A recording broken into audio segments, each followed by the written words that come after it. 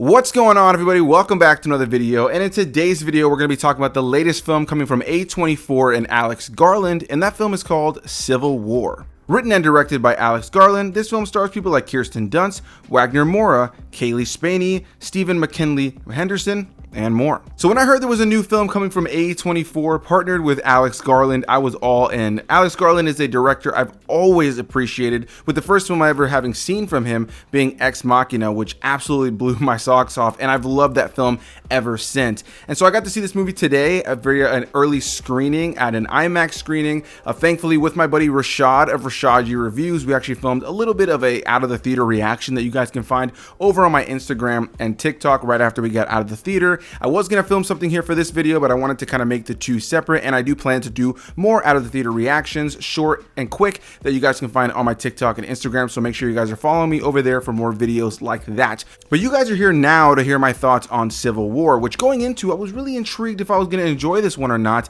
Something that Alex Garland is known for is making commentaries on real life, social commentaries, as well as political commentaries a lot of times, and that was definitely something that this trailer for this movie seemed like that's exactly what it was going to be.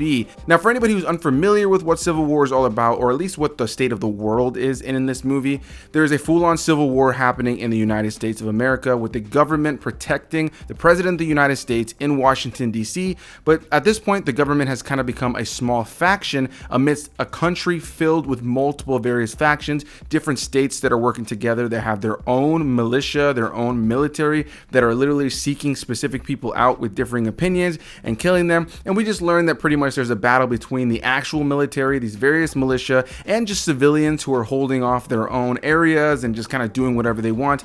Everything is in absolute disarray. And then there's even areas of the country that are kind of just still even living normal lives, or at least they think they're normal lives, or they try to act like they're normal lives, literally just going to work like every other day, while there's literally people being bombed and shot all across the country. And this is definitely a heavy film to drop right now, where there are actual wars happening overseas in other countries. And in the course of the last decade, the divide that's happened within this country is absolutely insane. I remember growing up as a kid in the late 90s and early 2000s, of course, as 9/11 ended up happening, and it felt like there was kind of a unity of the United States of America. There was always divide, there was always different political outlooks on things, there was always a lot of discourse and different things like that over the course of time, specifically before my time, of course. But growing up in the 2000s after 9/11, yeah, it was definitely something that I felt like there was a little bit more of a unifying feeling to this country. And as I've gotten older, now I'm 30 and I'm an adult also, so I look at things differently. In the last 6 or 7 years in particular, there's been a massive divide politically, and there's been a lot of this kind of fighting between different people that has gotten violent. You know, it's gone from just discourse and full-on discussions to flat-out violence. And so this movie is definitely a commentary on that. It's taking it to a cautionary tale kind of approach, and definitely feels like a bleak and very realistic depiction of a world we could possibly one day live in, and it's not necessarily something that feels completely out of reach. Now, this movie itself focuses on a group of journalists that's led by Kirsten Dunst as the character of Lee, as well as Wagner Moura as Joel, and Stephen McKinley Henderson as Sammy. The three of them are about to embark on a trip to go off to Washington, D.C. to try to get an interview with the president, who's been protected by the government, to try to understand why he's allowed the country to get to the point that it has, as well as some other questions. They want to get in there as journalists and get the best answered question that they can possibly get from the president, because he hasn't had a speech or anything said, an interview done in about 14 months at this point. So they are planning on a road trip that's hundreds of miles to try to get there, and along the way they're going to run into some trouble, of course, as you would expect. Now, something else that kind of happens in the midst of all this is they're introduced to the character of Jessie, played by Cailee Spaeny, who was actually just in Priscilla this past year. This is actually only the second thing I've ever seen her in, and so when I saw her, I was really intrigued to see what I would think about her in this film. She plays a character who is really excited about the prospect of being part of the journalist team. She wants to be a war photographer. It's what she aspires to be, and she looks up to Kirsten Dunst's character, who is already an established war photographer, already a press individual who has credentials and has gone out to actual wars and has brought back many photos. And the difference here is you have a character like Kirsten Dunst's character who is kind of hardened. She's desensitized to it all. She's kind of lost touch with the humanity of it. But over the course of this film, we are seeing her in a place where she is struggling with this lifestyle at this point, especially over the events of this film. Then you have people like Wagner Moura's character Joel, who also is kind of desensitized to it. For him, it's about just getting out there. There's a rush to it. There's an adrenaline excitement that comes from it all. There's just the idea of getting out there and getting the scoop or getting the shots, and that's what he really cares about. And we kind of see that that's the case for both him and Kirsten Dunst's character. Then you have Stephen McKinley Henderson as a character of Sammy, who is definitely the one that's the funniest in the group, but also the one who is typically is the voice of reason and oftentimes has the best insight and just has that greatest intuition to get himself in and out of situations and can recognize when something is too dangerous. Amidst all this, as I mentioned, you have the character of Jesse, played by Cailee Spaeny, who is just so enamored with the idea of being a photographer in war times, but quickly realizes that she's a bit in over her head as they start to run into multiple challenges over the course of the film that start to really challenge her as to whether or not this is a life that she wants. She's learning from Kirsten Dunst's character, while she's also kind of seeing Kirsten Dunst's character kind of starting to crumble under the pressure of this life that she's consistently been living. And this film, in a lot of ways, is not only about the possible divide and the flat out violence that can lead to, and the war that it can lead to, and how we've already seen that happen in this country, how we've already seen violence and division between the people, between the government, between the police force, and so many others, and just in between the two, political parties, the main ones here in the United States. The film is definitely making a lot of commentaries on that kind of a thing, no doubt. But outside of that, the film also has a lot to say about how desensitized we as a humanity have kind of become to violence and the things of war. There are segments of this film where the sound design and the sound mix are absolutely impeccable, and there's moments where huge things are happening. Many characters or many people are killed in this movie in portions of the film, and there's just silence, and there's just flat out silence, and we're just witnessing it, and these characters are photographing the events of what's happening. And the next scene will literally be characters in a different place with loud music, and the entire energy is different. And I think in a lot of ways, it's a real life outlook of how we could be swiping through our phone and come across something that you might see overseas or even here within the country, police brutality or some sort of war crime, see dead people on your social media feed, and the next thing you scroll up to can be, a trailer for the next Ninja Turtles movie, and you're just kind of like, oh, look, it's Leo and Donatello and Raphael and Michelangelo, and I'm kind of forgetting what I just saw. How you could share a post about tragedies that are happening in different places, and with images that are just absolutely tragic, or video that's tragic, and be like, I can't believe this is happening. It's heartbreaking. But the next second you can be completely distracted by something else. And we've kind of come to this place where there's just this influx of information that a lot of times desensitizes us. And a lot of times the goal of trying to share something or to see something oftentimes kind of takes away from the reality of how gruesome and how scary these kind of things are. I hope that all made sense, but I think the film does a really good job of recognizing how desensitized we have become to all of this. And we really see that through the eyes of Cailee Spaeny's character, Jessie, as again, like I said, she goes into this really aspirational, she goes into it very excited at the prospect. And of course, while she's scared by a lot of it as it first starts happening to them throughout the course of the film and what she's around, there is a part of her that's kind of tantalized to get that next picture. And when it comes down to the filmmaking technical aspects of this film, I mean, the film is beautifully shot. As I mentioned a moment ago, it has fantastic sound design and sound mix.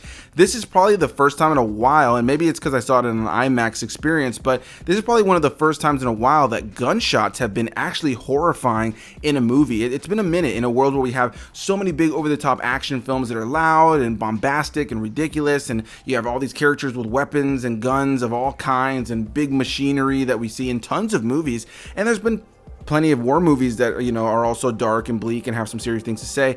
This movie did a really good job because we are kind of seeing it through the lens of the journalists who don't have weapons. The gunfire around them felt scary. And I think that this movie, the sound design and sound mix, did a really great job of really showcasing how horrifying it can be to just be around the just non-stop just gunfire. And I thought that they tackled that really well. So when it comes down to the technical aspects of sound and visual, I thought that was all great. Cinematography. And then on top of that, fantastic performances, with I think nobody necessarily being a standout, because I think everybody kills it. Everybody has a moment to shine. Kirsten Dunst is an actress I love, and I haven't seen her in something in a while. I feel like I just haven't really sought her out or not really seen anything new of hers in quite some bit. And this was definitely one of her more, serious and grounded performances that I've ever seen. And I really thoroughly enjoyed her performance here. There was a reality to it. There was just such a realistic nature to this entire film, and I think the entire cast showed up to give us that kind of a performance. Cailee Spaeny as well, as this character who starts off, like I said, super aspirational and is struggling over the course of the film with some of these moments. She does such a great job of taking us on a journey with this character who is just being kind of thrust into this world that she was so excited about initially and had to kind of struggle with at other times.